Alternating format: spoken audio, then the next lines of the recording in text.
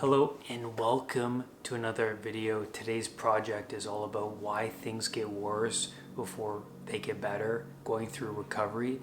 I get this question often from my clients, but I noticed this within myself when I hit rock bottom and I decided to change and follow a coach and create this North Star of just overcoming anxiety. I noticed within myself that things got a lot worse right away.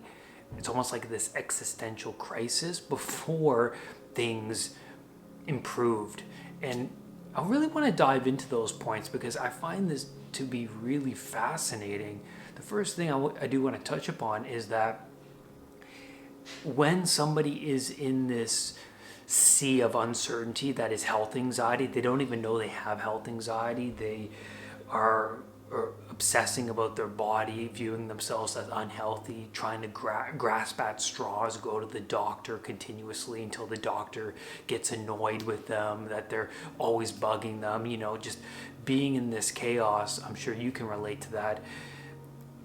I noticed that when I would attach anxiety, and when I found out I had anxiety, this label was actually quite relieving and useful, because at least this was some life preserver I could grab onto and then follow. At least this was some island I can swim ashore to.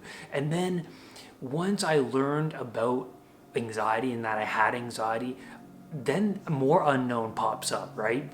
The unknown of, well, how am I going to overcome this? I got to start from square one and learn about this.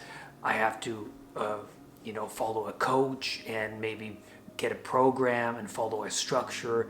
And it's like this rug from under you is pulled away, like this world that you inhabited is gone, and now you are left in this totally new place that you have to really crawl out of. And now that you're starting from square one, it's now the journey outside into discomfort, right? Being humble and admitting to yourself that the things that you were reliant upon aren't working. The people that you went for reassurance, the people around you aren't really useful and helpful in what you're going through. You need somebody you can relate to, and that will help add that structure needed in order for things around you to change.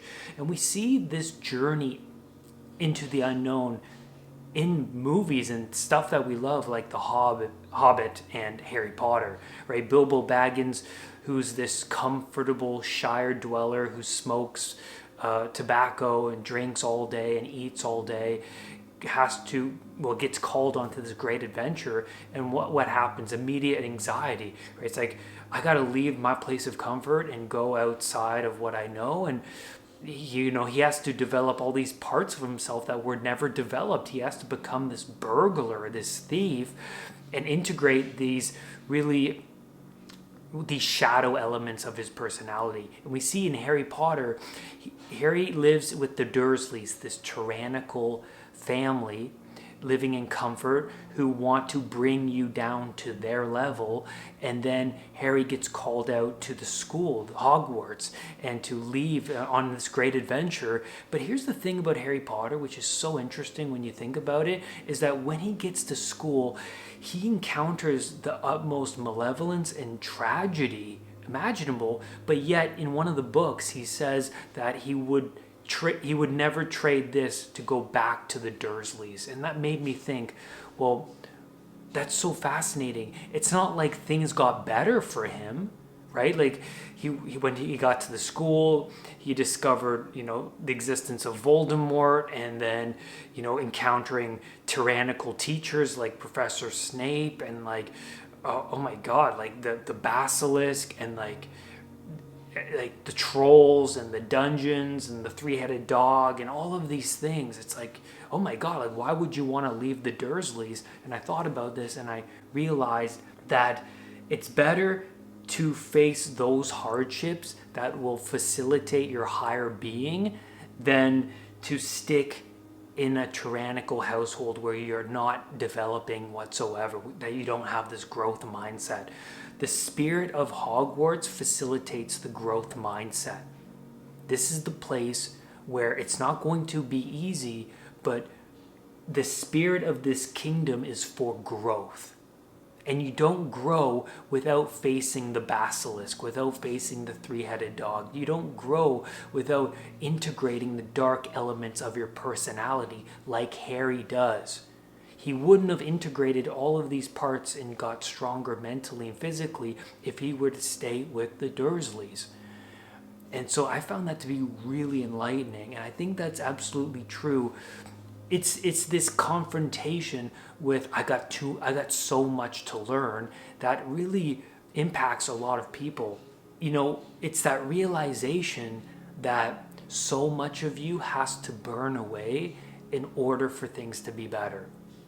That all these parts of you that aren't working, these habits, these beliefs, what you value, that was all trash, not serving you whatsoever. You have to get rid of that and integrate new aspects of, well, whatever this is. Hopefully you have a mentor, somebody who's guiding you with some structure, who's helping you along the way deal with addictions that, have been probably unconscious for quite a bit of time, right? It's that confrontation of what you've been doing for a long time that hasn't been working. And then I get this from a lot of clients.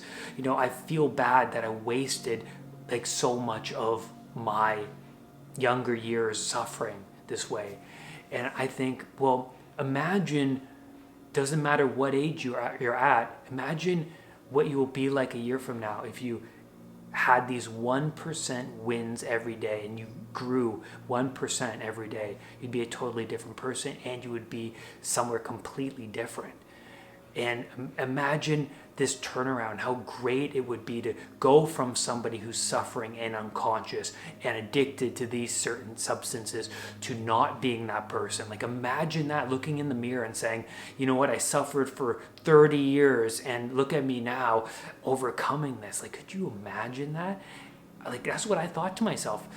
Yeah, I wasted so much of my 20s, but imagine if I could break away from that Brad and destroy all of those beliefs and addictions and habits. Like, that's incredible. So what's so interesting about these stories, the hero's journey, is that we see that when you leave the tyranny, maybe of your own soul or the tyranny of the culture you live in, that's the Moses story. Moses leaves the tyranny of the kingdom and he winds up in the desert. And, you can ask yourself when you're in the desert, oh my God, why not go back to that tyranny? At least it's structured. At least I know what is the pattern of the tyranny. But is it better to go back to the Dursleys or stumble forward in this desert in your first semester of Hogwarts and grow into this potential and having faith that the stumbling forward will bring about a different side of yourself that you never knew existed. Like, I was willing to sacrifice that journey in the desert for that possibility that I could just get out of that hole I was in. I mean, I reached a rock bottom with anxiety. That's why I actually changed, was because it was so great that everything in the universe, everything around me was telling me that I needed to get out and that everything was not working. I had to burn away 95% of me, and that shocks a lot of people, how much of themselves they come into contact with, and realizing, oh my God, so much of me is just toxic, or so much of me needs to change. I mean, that shocks people. No wonder so many people don't change.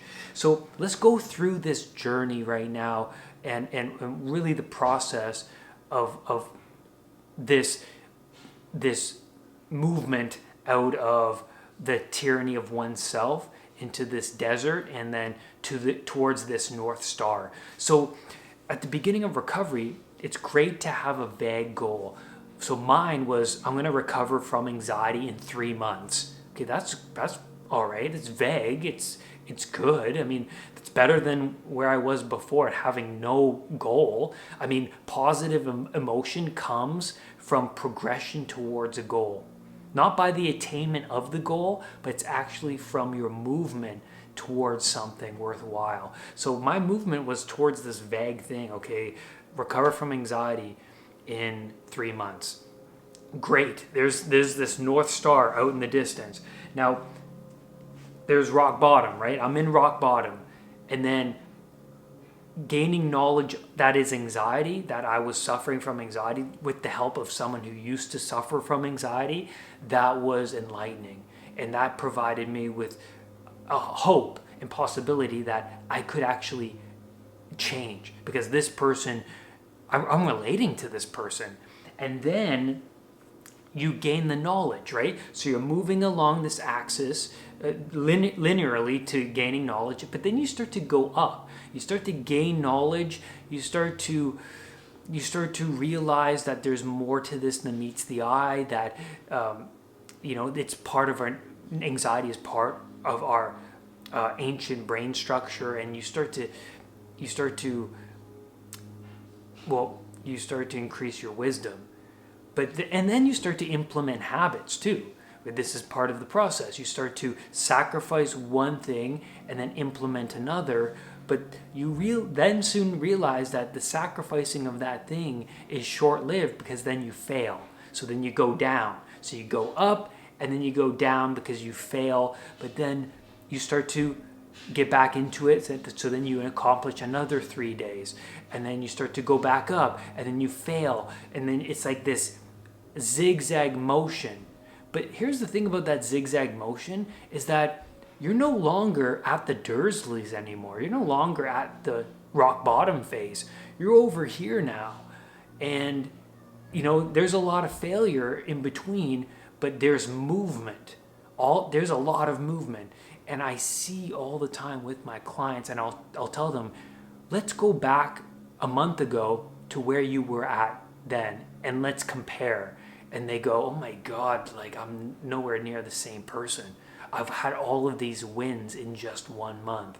And I'm like, yeah, that's because, you're paying too much attention to the failure, and there's justification for that too, because failure is an indicator that, this is a place where you don't want to be, or that you have to reorient yourself, or that you have to change your tactics and you have to do a reattempt at the thing that you're trying to break.